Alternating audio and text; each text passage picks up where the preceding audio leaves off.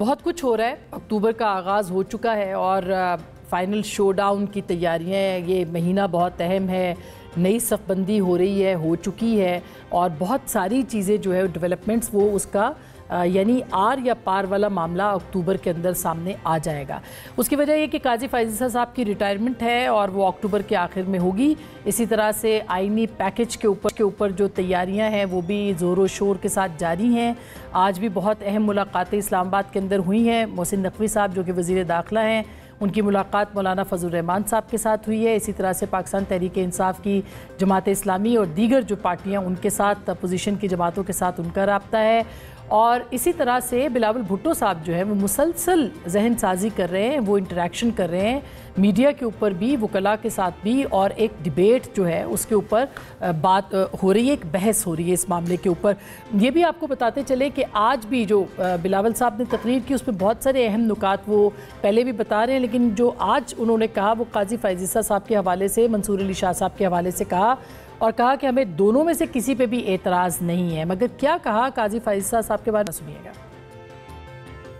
آپ کسی ایک پرسن کے لیے کہہ رہے ہیں but this one person I do not want، اور وہ بھی افسوس کے ساتھ بلوچستان کے چیف جسٹس، وہی چیف جسٹس جس نے ہمیں فیض آباد دھرنا کا کیس، وہی چیف جسٹس جو آج کہتا ہے کہ میں پارلیمان کو مانوں گا، میں آئین کی مانوں گا، میں اپنی مرضی کی آئین نہیں بناؤں گا، اپنا مرضی کی قانون نہیں بناؤں گا، جو بھی چاہے سیاست پہ اثرات ہو تو چلے اس پہ اعتراض ہے، میں اس کے لیے کوشش نہیں کر رہا ہوں، میرا کوئی اعتراض نہیں ہوگا کہ ان میں سے جو بھی آئے اور کانسٹیٹیوشنل کورٹ پہ بیٹھے، I have no issue۔ آئینی عدالت آپ کیسے کہہ سکتے آپ نہیں مانیں گے؟ جو آئین ہوگا آپ مانیں گے۔ ہمارا اپوزیشن کیا رہے ہیں کہ جو بھی کرنا ہے آپ نے صحیح کرنا ہے، بس عیسیٰ کو نہ لگا۔ میں نے تو نہیں لگانا نہ میرا، but it's not my no you may not want him but it's not me or you to decide۔ یا آپ فیصلہ کریں، ابھی فیصلہ کریں کہ چیف جسٹس کے لیے الیکشنز ہوں گے۔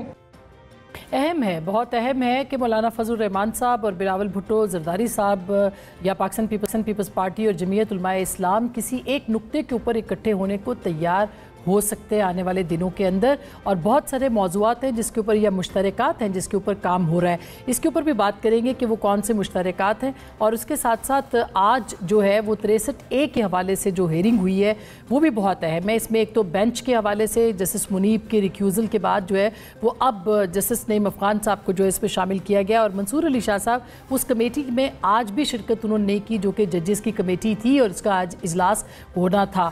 اس موقع پہ بہت اہم جو سوالات تھے یا جو ریمارکس تھے وہ چیف جسٹس صاحب نے دیے ہیں، اور انہوں نے یہ کہا ہے کہ کیا 63A کا فیصلہ جو تھا وہ تحریک عدم اعتماد کو ناکام بنانے کے لیے تھا۔